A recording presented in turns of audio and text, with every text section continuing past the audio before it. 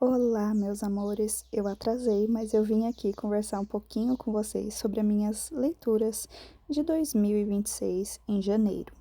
Janeiro foi um mês muito bom de leituras, me rendendo aí 10 livros concluídos. É uma média muito boa para mim, eu não costumo ler tudo isso em um mês. Tivemos audiobooks também, o que sempre me facilita, né? Que eu consigo ouvir enquanto eu trabalho. Quando é livro que eu vou ler com os olhos já é mais complicado, porque eu preciso dedicar um tempo para isso. Quem é leitor sabe como é. Mas os audiobooks para mim têm o mesmo efeito, tá? Aí eu estou verificando a minha lista, se eu anotei tudo direitinho, ver quais livros eu posso encaixar no desafio do ABC literário, que não é bem um desafio para mim, é só para preencher, ver quantos livros mais diferentes eu li, né?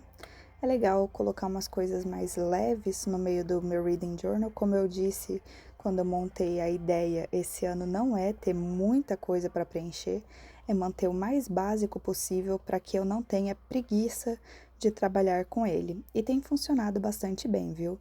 Eu fico ansiosa para escrever no meu reading journal. Não é uma coisa que eu fico, nossa, eu preciso ir lá escrever no meu reading journal. E isso faz toda a diferença para o meu cérebro rebelde que não quer fazer o que ele precisa fazer. Aí vocês podem ver que eu não fiz capa pro mês, né? Eu não tenho a intenção de fazer, mas eu deixei uma página para eu colocar a capinha de todos os livros lidos nesse mês. E aí depois eu escrevi lá em cima janeiro, só para ter uma identificação de que aqueles foram os livros lidos durante o mês de janeiro. E ali nas capinhas já dá pra ver que tem muita coisa, né? E bastante coisa diversa. Tem não ficção, tem releitura, tem conto, bastante coisa diferente. Eu gostei muito da maioria das minhas leituras em janeiro. E eu vou falar um pouquinho de cada uma delas agora, tá? Sem spoiler. Como tá um pouco de longe, eu acredito que mesmo assim vocês não vão conseguir ler. Mas se forem tentar ler, aí sim vocês podem pegar spoiler. Então eu só recomendo se você não liga ou se não tem intenção de ler nenhum dos livros dos quais eu vou escrever. E eu optei também por não colocar essa obrigação de escrever sobre todos e cada um livros do que eu ler, porque é isso que me desanima muitas vezes, tá? Porque tem livro que eu leio, eu gosto, mas eu não quero escrever sobre ele, não tem essa necessidade. Então eu optei por escrever só dos livros que eu senti que eu quero falar sobre. Iniciei janeiro lendo Corte de Elementos e Maldição. Foi um dos primeiros livros publicados pela Helena Lopes. E se você já está me acompanhando, sabe que eu tô cada vez mais apaixonada pelos livros da autora, né? Esse foi um dos mais antigos, eu voltei lá para ler e eu dei uma nota de 3,5 estrelas para ele. Foi um livro bom, mas não foi tudo isso. Temos personagens com poderes, né? Por isso os elementos, eles controlam determinados elementos. E tem essa elemental que ela tá fugindo porque ela é uma elemental muito rara, todos os outros elementais querem encontrar ela, principalmente a duquesa, porque a duquesa quer controlar todos os elementais. Aí a gente vai acompanhando ela nesse castelo, nessa jornada, até que eles saem de fato em uma jornada.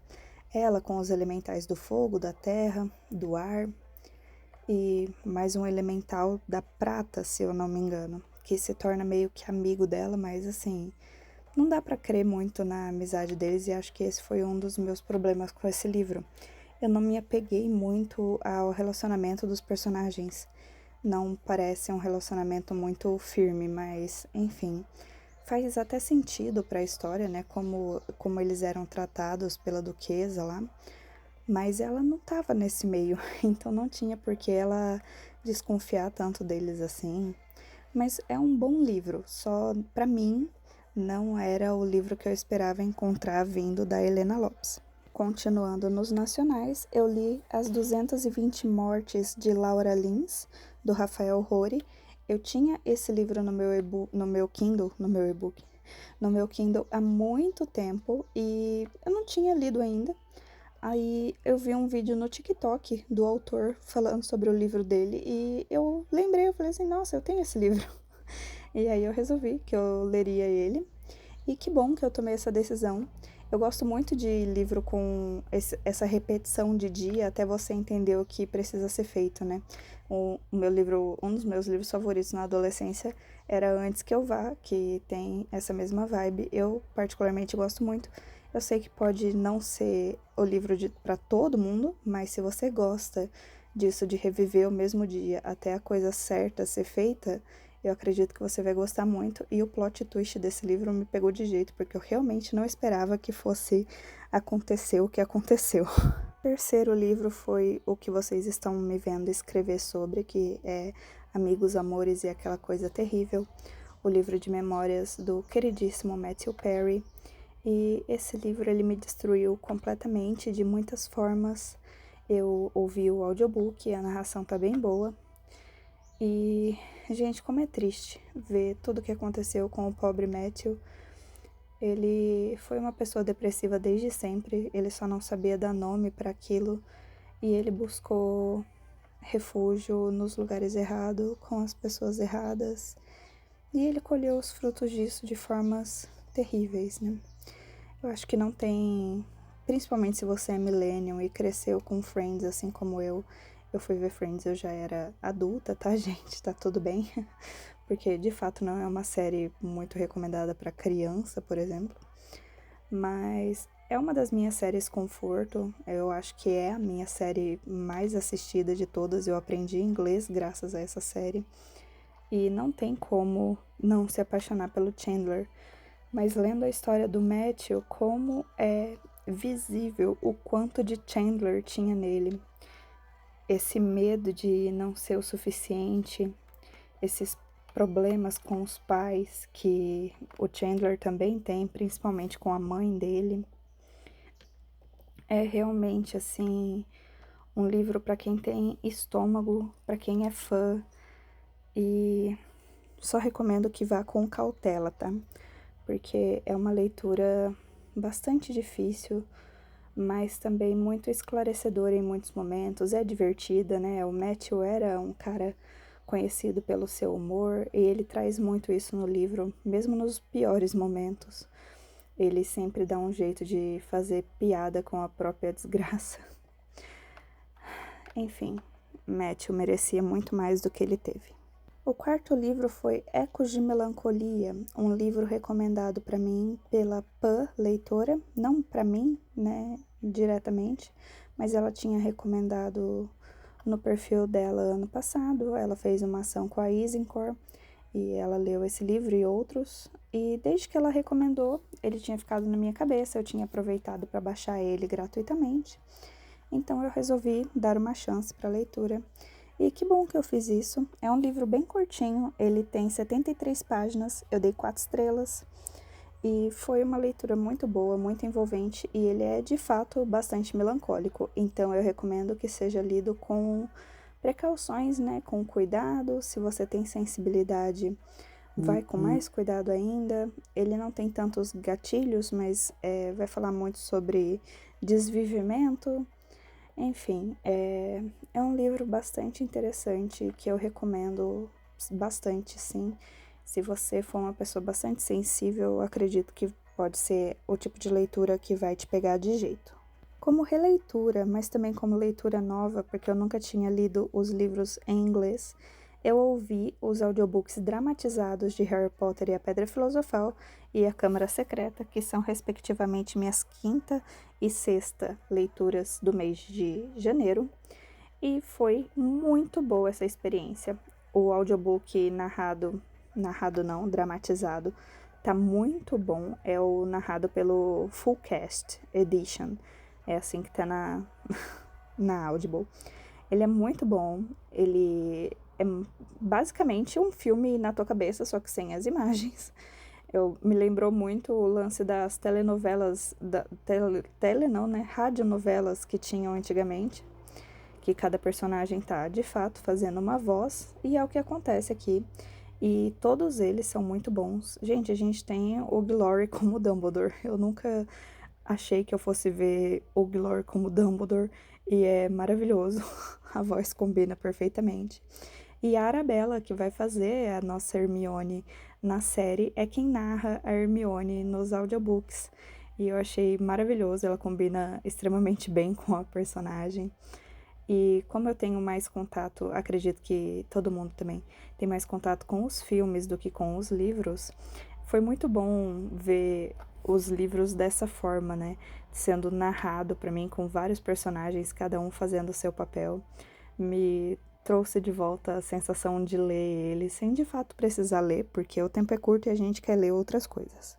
A minha 7ª leitura foi sobre o livro que eu estou escrevendo nesse momento aí na tela, que foi O Fim dos Homens. Foi um livro que eu dei 4,5 estrelas. Eu gostei bastante. E é muito interessante, né, como antes da pandemia a autora estava escrevendo sobre uma pandemia, mas que funcionava de um jeito muito mais rápido. Sério, o vírus que ataca aí, ele é muito rápido, muito indestrutível. O pessoal demorou muito tempo para criar uma vacina. Só que assim, o meu problema com esse livro, tem vários, mas assim, eu tenho o problema que ela basicamente limitou essa história, essa narrativa, a Europa e Estados Unidos. A gente tem pouquíssimo vislumbre de outros lugares, tem da China quando a China entra em guerra, e basicamente é isso. Não temos. Bom, eu vou acreditar que a América Central e a América do Sul não foi afetado por essa doença, então, né? Só se for assim, porque não faz o menor sentido para mim você pegar uma pandemia global. A África também não foi afetada, viu, gente? É só o hemisfério sul do... Sul não, norte. Só o hemisfério norte do planeta foi afetado por essa doença que dizimou os homens. Bom, é muito triste ver a vida das mulheres que estão narrando essa história ser afetada tragicamente pela perda de todos esses homens. Muitas vão perder pai, filho, marido, irmão. É bastante doloroso de ler. Eu tenho um filho, né, e é impossível não me colocar no lugar delas quando eu estava lendo isso. Eu ficava assim, meu Deus do céu, eu estaria completamente traumatizada, completamente desesperada. Ou talvez não, né, porque, como eu disse, a doença não chegou aqui no Brasil, então eu não teria sido afetada. Miguelzinho estaria muito bem. Mas é isso, gente. Foi um livro muito interessante. Eu recomendo muito se você tem estômago para ler sobre pandemia, ainda mais depois que passamos por uma, né? E sabemos que não é nada fácil, mas é uma boa leitura, tá? Tem problemas, mas é um livro bastante bom, bastante interessante, bastante intrigante. Após finalizar O Fim dos Homens, eu li um conto curtinho que a autora entrou em contato comigo perguntando se eu tinha interesse em ler. Eu falei que sim. O conto é Âncora, da autora Maeve Velli. É um conto bem curtinho, 49 páginas, dei 4 estrelas. Foi uma boa leitura, nada que mudou a minha vida, mas é um bom livro. Vai falar sobre esses dois meninos que ambos vivem situações, infelizmente, muito parecidas dentro de casa, onde o pai ou padrasto, eu acho que é o padrasto dos dois, na verdade, não lembro se é o pai legítimo, comete violência física contra a mãe desses meninos, cada um em sua casa, né? Eles não são parentes, eles não têm relação nenhuma. Eles se encontram depois de um tempo, e só que é muito diferente, muito estranho, porque eles se encontram, mas ninguém mais vê um com o outro, acontece coisas assim. Então eles começam a suspeitar, né, o que tá acontecendo. E enfim, o plot é bem interessante, eu não posso falar muito porque, né, senão eu vou estragar. Mas eu acho que a autora, ela poderia ter explorado muito mais os efeitos do abuso físico sofrido por essas crianças em casa, porque não era apenas a mãe deles que estava sofrendo esse abuso, né? Ele se estendia a eles também. Mas não sei se não era a intenção dela, ou se ela teve medo, ou só não quis se aprofundar nisso mesmo. Mas eu acho que ela poderia ter se aprofundado muito mais nos efeitos que viver numa casa assim traz para as pessoas. Então, é por isso que eu dei 4 estrelas, mas 4 estrelas para mim é uma nota ótima, viu? Eu sou bem chata para dar nota. Então, para mim, 4 estrelas é uma nota muito, muito, muito boa. Minha 9ª leitura foi o livro Terra Partida, que eu estou aí tentando criar uma gambiarra para poder decorar em cima da decoração que já veio no meu caderno.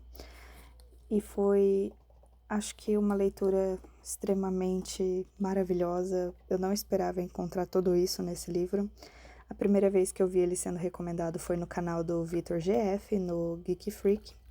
E o Vitor sempre falou muito desse livro, ele tá falando acho que desde o final do ano passado, se eu não me engano. E então eu resolvi ler, tava precisando de um dramalhão. Peguei ele pra ler e eu me viciei nesses personagens. Gente, é acompanhar a fofoca de família, tá? Envolvendo família pobre, família rica e os filhos da família. Muita treta e amores do passado se embrenhando no seu presente e os efeitos que isso pode causar, sabemos que podem ser vários. É uma história muito envolvente, muito boa. Os personagens são muito relacionáveis, eles não são perfeitos, todos eles têm falhas, têm qualidades, então é muito fácil se identificar com eles e torcer por eles. E conforme você vai tendo mais informações, porque esse livro é contado de forma não linear, então temos passado, temos presente e vamos vendo como que tudo foi levando aonde as coisas estão.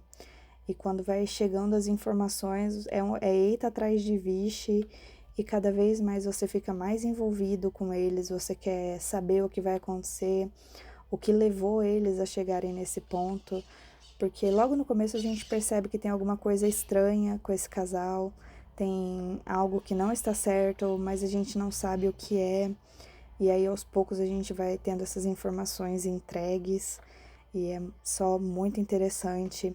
Ver o passado deles também é muito legal, ver como que eles se conheceram, como que eles se envolveram, o que aconteceu com a protagonista antes dela estar envolvida com o marido dela. Eu não lembro o nome dela, eu lembro que o marido dela é o Frank.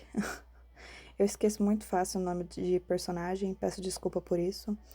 É um livro muito bom. Se você gosta de drama familiar, você precisa ler esse livro, tá? Ele é muito bem escrito, ele é envolvente, ele é triste, ele é engraçado quando precisa ser engraçado. É simplesmente uma leitura que mexeu demais comigo. Eu chorei de soluçar em partes dele. Foi bastante pesado para mim em determinados momentos, mas também muito envolvente em outros, extremamente bem feito. Um livro que ele consegue fazer você sentir todas as emoções que eu senti com esse livro é de fato um livro bem escrito. Algumas informações sobre ele, o nome aqui no Brasil ficou Terra Partida, é da Claire Leslie Hall, eu dei 4 estrelas e meia, tá? O e-book, eu li por e-book, tem 320 páginas, tá bom? Não sei o livro físico, mas acredito que seja mais ou menos a mesma quantidade. Então, eu deixo os gatilhos de abuso de poder, tá? Desvivimento infantil. Acho que é esses os gatilhos que eu vou lembrar para falar para vocês. Não tem muito gatilho, é mais o envolvimento que a gente tem com eles que vai nos deixando triste com a história e o rumo que ela pegou. Eu tô tentando pensar em algum livro para falar, sabe, tipo, se você gostou desse, lê Terra Partida que você vai gostar, mas eu não tô conseguindo pensar em nenhum. Eu não sou muito de ler drama familiar, é só quando me dá muita vontade. Eu gosto de drama, mas gosto de drama mais romântico. Eu sou uma pessoa romântica, gente. Mas tem muito drama romântico nesse livro também, tá? Acho que os maiores dramas que acontecem aqui são por causa de romance. Ele vai falar muito sobre luto também, tá? Eu acho que eu acabei esquecendo de falar na primeira parte do meu voice-over. Ele vai falar muito sobre o luto, sobre como cada pessoa vivencia o luto de forma diferente, sobre pessoas que escondem os sentimentos, né? O Frank, ele é criado numa fazenda pelo pai, porque a mãe faleceu quando eles não eram novos necessariamente, mas eram novos. O irmão mais novo dele realmente era uma criança.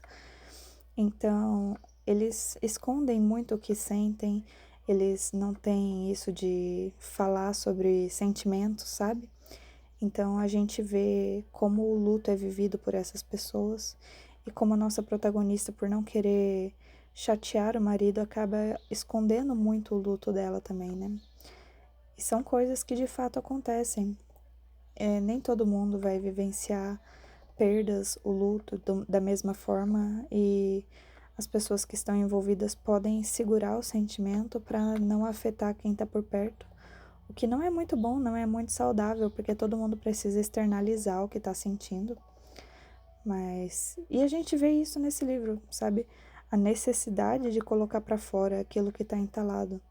Tem coisas que precisam sair, senão elas nos consomem.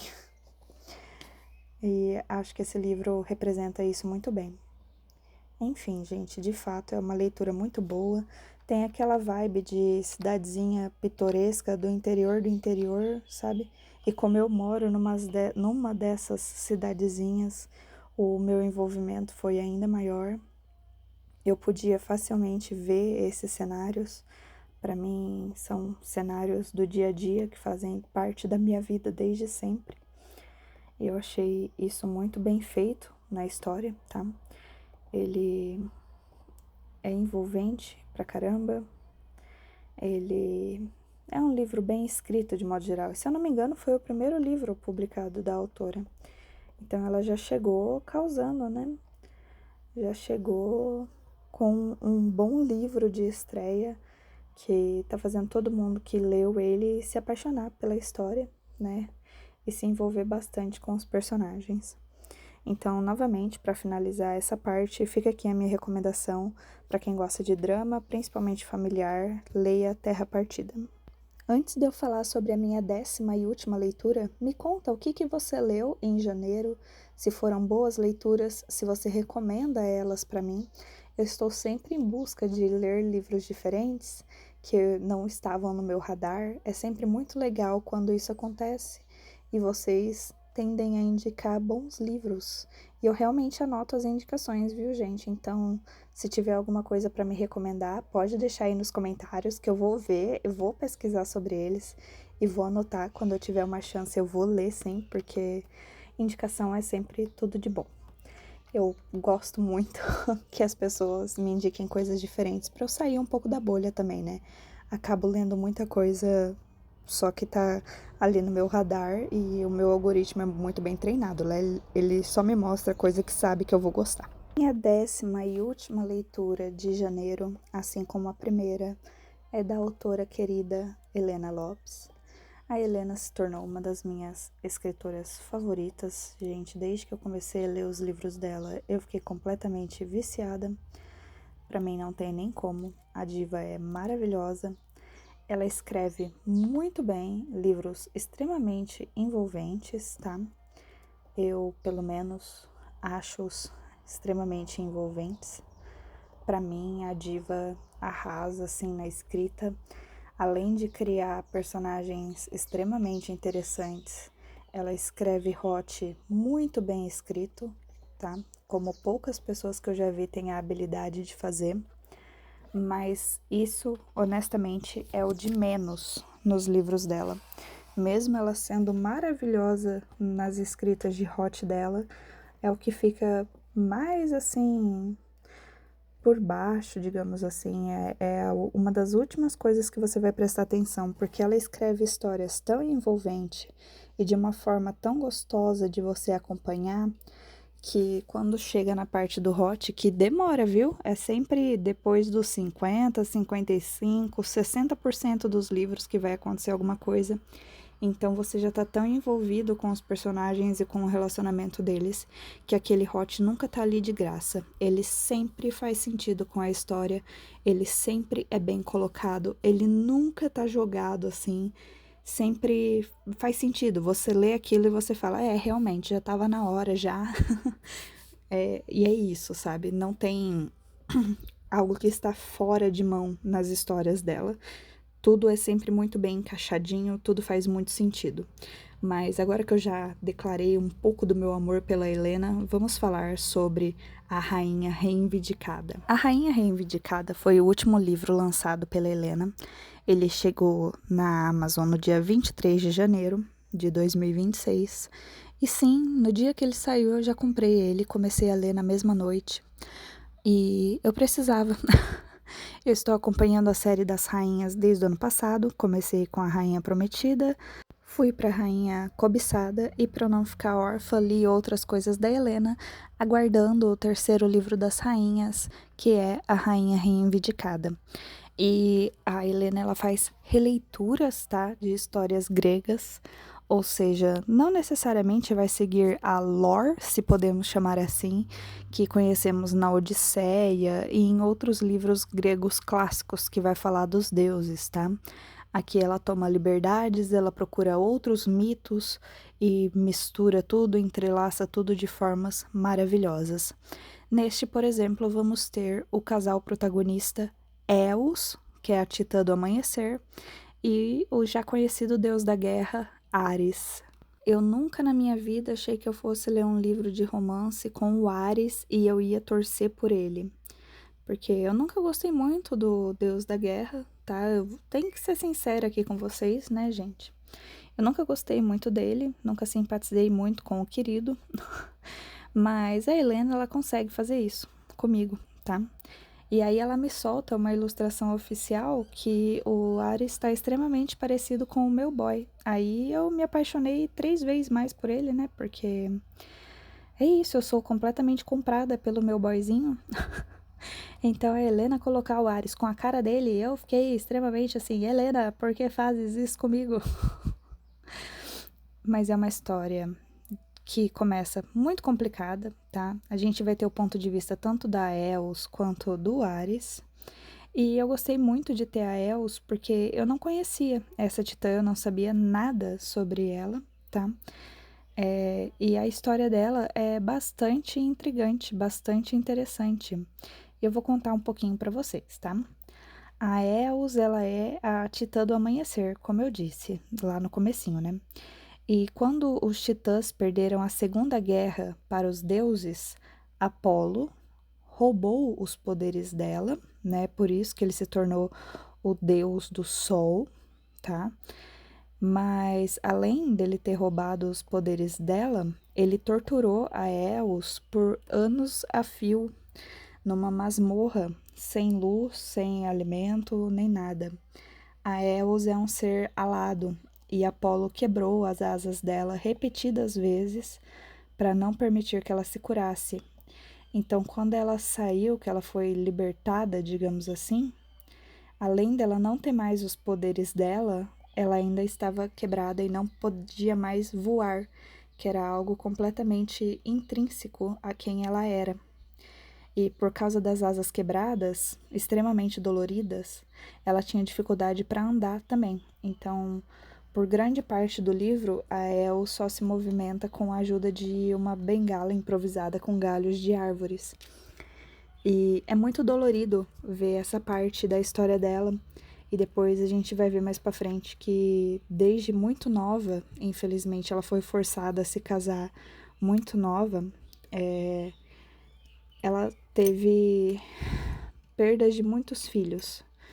Vou pôr assim para não ter problema com direitos, mas enfim, ela teve esse problema de perder muitas crianças, algumas que nem chegavam a nascer e outro em seus braços. E é muito dolorido a história dela. E a gente não tem todas essas informações logo de cara, tá? Não é despejo de informação. A gente vai acumulando essa sabedoria sobre quem é a Eos e tudo que ela passou ao longo da leitura. E eu achei isso magistral. A história dela se entrelaça com a do Ares quando ela chama o nome dele, porque ele tinha dito em um momento que eles se encontraram que se ela se encontrasse em perigo, ela poderia chamá-lo, que ele iria até ela. E ela faz isso para salvar uma humana que ela está tentando ajudar. Então ele aparece, a resgata, mas ele meio que pede um favor em troca, né? Então ela passa a ser parte meio que de um exército dos reivindicados, que eles estão buscando a pessoa que está tentando trazer de volta os titãs para acabarem com o Olimpo, mas não só com o Olimpo, né? Porque isso vai acabar com o mundo junto. E a pessoa que está liderando isso é ninguém mais, ninguém menos do que a irmã gêmea da Els. E vamos ver ela interagindo com os outros reivindicados também, que é uma parte muito interessante. mas eu vou focar aqui no romance dos dois, tá? Porque é a parte central do livro, vamos por assim. Embora tenha muitas outras coisas acontecendo, o que é mais interessante para mim foi o envolvimento da Els com o Ares e como que isso vai acontecendo. Como eu disse, a gente tem ponto de vista dos dois, tá? Logo de cara a gente já vê que o Ares, ele não tem um apreço por ele mesmo, sabe? Ele se acha uma pessoa vil e desnecessária em muitos momentos. É meio triste acompanhar isso nele, porque ele realmente não tem um alto senso de si. E é bem pesado ver isso no general do Olimpo, né? O general dos deuses tem essas fraquezas assim. Mas é muito bom ver ele mudando conforme ele vai se envolvendo mais com a Els. Ele tem muita dificuldade para assumir que ele sente alguma coisa por ela. Inclusive, quando ele vai conversar com Poseidon, o Poseidon fala para ele: volte aqui quando você estiver disposto a assumir o que você sente por ela. Eu gostei muito que a autora não quis explorar o mito de que o Ares tinha relacionamento com a Afrodite, traindo o Hefestos, porque é pesado, né, se você parar para analisar que o cara tava traindo o irmão dele, né, com a Afrodite. Aqui ele é o contrário, ele casou com a Afrodite, eles tiveram Eros como filho, é o único filho que eles têm. E a Afrodite se apaixonou pelo Hefestos, e quando ele soube disso, ele deixou ela livre para ficar com ele, tá? Então, é uma história que eu gostei muito mais. Essa versão me apetece muito mais do que a que eles traíam o Hefestos pelas costas dele. Aqui o relacionamento do Ares e do Hefesto é bastante interessante. É uma das coisas mais legais de ver nesse livro também. O relacionamento dele com o Eros, o filho dele, também é maravilhoso. Não temos tanto foco nisso, mas todas as vezes que os dois estão juntos ou que o Ares vai falar alguma coisa sobre o Eros, a gente tem algum vislumbre assim do relacionamento dos dois, né? Como que é serem pais e filhos. Então, eu gostei muito também dessa parte de termos um Deus que é pai já, né? E ele leva muito isso em consideração. Não é como se ele largasse o filho dele, a Deus dará. O filho dele já é adulto, ele já está casado com a Pisque. Inclusive, o quarto e último livro das rainhas vai ser do Eros com a Pisque. E eu estou extremamente ansiosa para ver o que a Helena vai nos trazer. Se eu falar muito sobre o livro, eu vou acabar falando tudo, porque eu gostaria de ter alguém para conversar sobre esse livro. Inclusive, se você já leu ele ou qualquer outro livro da Helena, por gentileza, venha conversar comigo. Vou adorar bater um papo longuíssimo com você sobre as histórias dela. Vamos discutir teorias, vamos pensar sobre o que poderia acontecer, sobre quais livros a gente gostaria que ela escrevesse, porque eu tenho certeza que você, assim como eu, gostaria que ela escrevesse muito mais sobre as rainhas. Resta dizer que não tem só romance, tá? Tem treinamento, tem traição, tem dramas familiares. Envolveu o Olimpo, tem drama familiar, né, gente? Não tem como, aquele povo lá é todo enrolado, sempre metido num drama. Vai ter outras tretas gregas, né? Em determinado momento eles estão ali em Troia e Ares comenta sobre o cheiro de guerra no ar, né? Que logo haverá uma guerra ali naquele local. Talvez em A Rainha. Não sei ainda qual vai ser o título da história do Eros e da Pisque. Pode ser que explore um pouco essa guerra de Troia, pode ser que não. Pode ser que para eles seja irrelevante. Eles que eu digo são os deuses, tá? Então, não sei se a gente vai ver, mas tem muito mais coisa além do que o romance nessa história. Como eu disse, eu quis focar mais no romance porque é a parte que mais me chama atenção nos livros. Não tem como, gente. Eu amo um romance. O envolvimento deles se baseia muito em negar o amor e tentar mudar o amor pro ódio. E isso é muito interessante também. Sobre proteção, tem muito a ver com proteção. E tem uma parte que o Ares fala: não é porque eu sei que você pode se proteger que não quer dizer que eu não queira te proteger. E eu achei isso tão forte porque é basicamente a mesma coisa que o meu boy fala pra mim. Ele sempre fala sobre isso. Ele fala assim: eu sei que você pode, eu sei que você dá conta sozinha, eu sei que você pode se proteger, mas isso não quer dizer que eu não queira fazer por você. E eu achei isso muito legal, muito interessante. Pra mim é um amor mais maduro.